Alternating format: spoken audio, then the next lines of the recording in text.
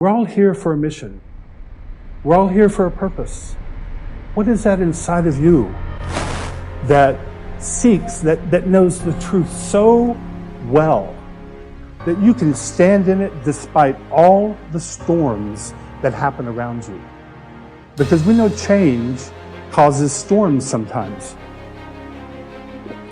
Change causes... People don't like change. We don't like change. We're in this class, prosperity from the inside out. And luckily we're being driven from the inside with my morning meditations. And we're being driven from the outside with all of Patty's coaching and stuff that we're doing. So we're approaching prosperity from the inside out. From the inside out. And I know that everybody in that class, including me, has had a lot of stuff come up. Because when you want to change, well, you have to change because you aren't already the person that would have what you want. So if you want something different, we have to become people who are different. And that causes us to have to change. I was listening to a TED Talk last night, and I forget her name, but she said that within 5 seconds of an impulse to do something, of an inspiration, you must do something within 5 seconds, because our brains want to say, oh good, can't do that now. We're very, very quick at stopping ourselves.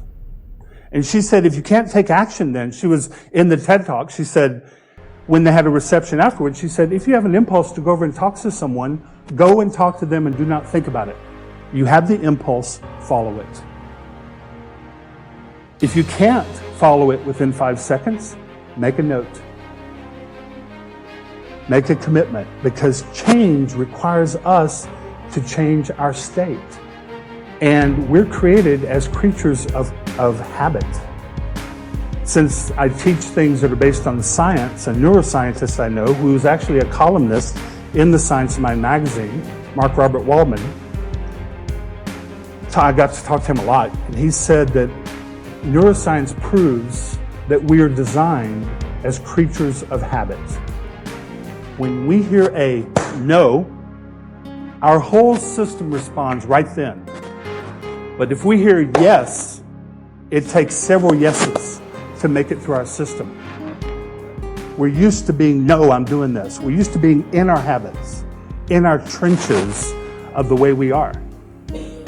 And so we have to listen. The thing that frees us is that inspiration that wants to come forth, and it's saying, hey, here's a thread to get you out of your normality. Here's a thread to help you to change. You better follow that thread right then, because there's energy with that thread. Otherwise, we clamp it down and say, well, our ego always finds some reason. And as she said last night, as I was listening to that talk, she's like, you're never going to feel like the change you want to have. You have to overcome your feelings. You're never going to feel, like for me, I'm detoxing and dropping weight and going to the gym, and I never feel like going to the gym, right? We never feel like making that change. But it's that inspiration that we can follow, that energy, and that will help us get there. I looked up the definition of inspiration, and the official one is the process of being mentally stimulated to do or feel something, especially to do something creative.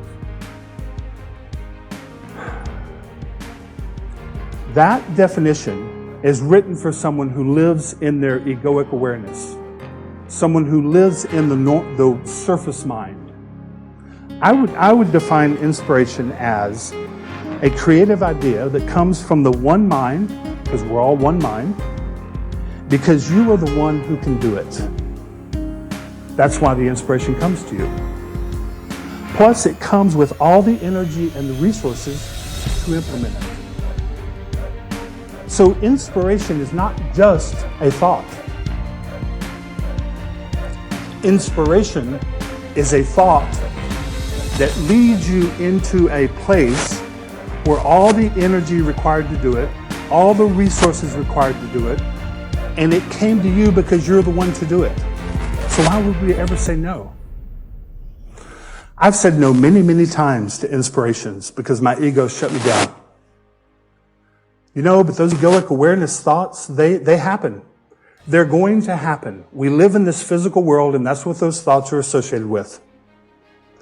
If we want to live outside, above the fray of normality, we have to say, okay, the ego's really having its monkey chatter. Thank you, monkey.